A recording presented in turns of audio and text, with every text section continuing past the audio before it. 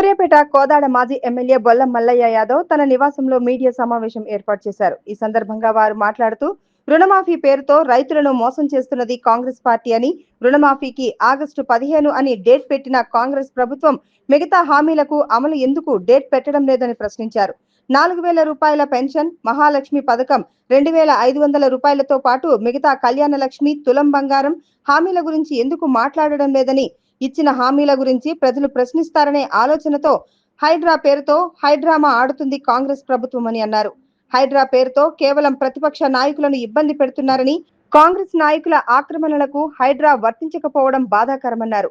కక్ష సాధింపు చర్యలలో భాగమే హైడ్రా నడుస్తుందన్నారు. గతంలో నేను ఎమ్మెల్యేగా స్థానికంగా ప్రజలకు బెయిల్పై కాంగ్రెస్ భాజపా అవహేళన చేయడం సరైనది కాదు అని అన్నారు. ఇటు కార్యక్రమంలో మండల పార్టీ అధ్యక్షులు, కోదాడ పట్టణ అధ్యక్షులు నయీం, పార్టీ నాయకులు పాల్గొన్నారు. రాష్ట్రంలో కాంగ్రెస్ అధికారంలోకి వచ్చిన తర్వాత అంధకారం దాపురించింది. అన్ని వ్యవస్థల్ని పడకేసే పరిస్థితి ఈరోజు రాష్ట్రంలో దాపురించింది. ఉరుకురికి గొప్పల కోసం హామీలు ఇచ్చి అధికారంలోకి వచ్చిన తర్వాత అది అసాధ్యం అని చెప్పేసి ఏదో ఒక సందర్భంలో ఏదో ఒక దగ్గర ఎవరో ఒక మంత్రి ప్రస్తావిస్తున్నారు, మాట్లాడుతున్నారు. గ్రామ పంచాయతీ ఎన్నికల పదవీ కాలం సర్పంచులది ముగిసిన తర్వాత ఇంతవరకు ఎన్నికలు నిర్వహించలేదు. అధికారుల ద్వారా పరిపాలన కొనసాగిస్తున్నారు. అధికారులకి పూర్తి స్థాయిలో అధికారాలు చెప్పలేదు. ఈరోజు గ్రామాలని గాలికి వదిలేస్తే ప్రజలు అనునిత్యం పారిశుధ్య లోపంతో, వర్షాకాలంలో దోమల బాధతో ప్రతి ఇంట్లో కుటుంబ సభ్యులందరూ కూడా, చిన్నపిల్లల నుంచి మొదలుపెట్టుకొని వృద్ధుల వరకు కుటుంబ సభ్యులందరూ కూడా విష జ్వరాల బారిన గ్రామాలు ఈరోజు విష జ్వరాల బారిన పడ్డాయి. కనీసం ఉన్న సిబ్బందితోని మందు గోళీలు పంపించే పరిస్థితి లేదు. ప్రజల్ని పట్టించుకునే పరిస్థితి ఈరోజు కాంగ్రెస్ ప్రభుత్వానికి లేదు. ఆస్తులు ఆక్రమించుకొని, ఆస్తులు పెంచుకొని జల్సాలు చేస్తున్న మీ నాయకులను వదిలిపెట్టి ఈరోజు ఎవరినో ఒకళ్ళని కక్షపూరితంగా విపక్షాల మీద పెట్టి మేము హైడ్రా అనే పేరు మీద ప్రతిపక్ష పార్టీకి సంబంధించిన సానుభూతి పరులను, ప్రతిపక్ష నాయకులను టార్గెట్ చేసే ప్రయత్నం ఈరోజు హైడ్రా పేరు మీద జరుగుతూ ఉంది. ఇవన్నీ డైవర్షన్ పాలిటిక్సే.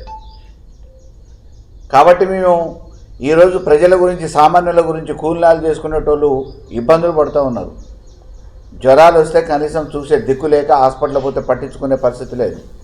మీరు దాన్ని సరిదిద్దండి. కాపాడటానికి వాళ్ళ జేబులకు చిల్లులు పడకుండా ప్రజాధనాన్ని కాపాడటానికి ప్రయత్నం చేయాలని చెప్పేసి నేను ప్రభుత్వాన్ని డిమాండ్ చేస్తూ ఉన్నాను. ఇక స్థానికంగా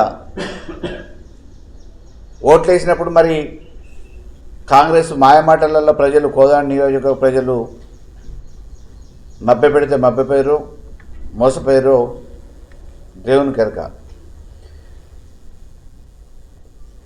ఈరోజు చెక్కుల పేరు మీద, కళ్యాణ లక్ష్మిల చెక్కుల పేరు మీద ఎప్పుడో ఒకసారి అడావుడు చేస్తూ ఉన్నారు. అప్పుడు మేమున్నప్పుడు, అధికారంలో ఉన్నప్పుడు ఇచ్చిన నిధులు, పంపించిన ఫైల్సే జరుగుతూ ఉన్నాయి. దాంట్లో మరి తులం బంగారం అని అంటున్నారు. ఇంతవరకు ఎక్కడ తులం బంగారం ఇచ్చిన దాఖలాలు లేవు.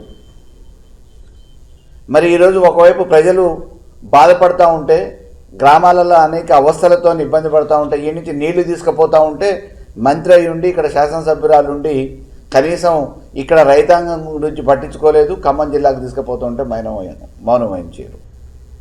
ఈరోజు గ్రామాలలో జ్వరాలతో బాధపడుతుంటే కనీసం ఎవరిని పట్టించుకున్న పరిస్థితి లేదు.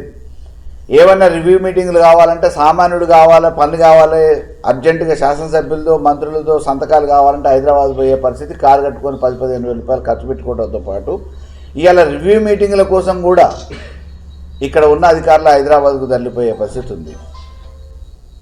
మరి స్థానికంగా ఇక్కడ పనిచేయడానికి ప్రజాప్రతినిధులు ఎన్నుకున్నారా, లేకపోతే హైదరాబాద్ నుంచి పరిపాలన కొనసాగించడానికి, వీడియో కాన్ఫరెన్స్ల పరిపాలన కొనసాగించడానికి ప్రజాప్రతినిధులు ఎన్నుకున్నారా అనే విషయాన్ని ఒకసారి కోదాడ ప్రజలు గమనించాలి.